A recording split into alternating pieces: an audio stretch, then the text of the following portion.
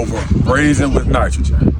Okay, so number one, we have what's called a compressed nitrogen tank.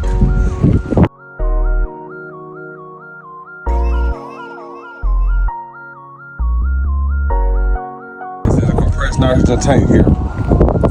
Okay, secondly, we have our nitrogen regulator.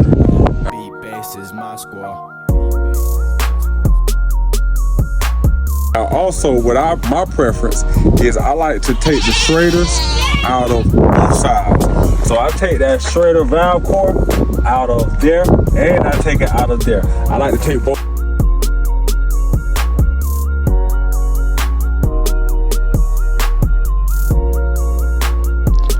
Considering getting into the heating and air conditioning industry, but don't quite know exactly where to start, hit me up to learn a little bit more.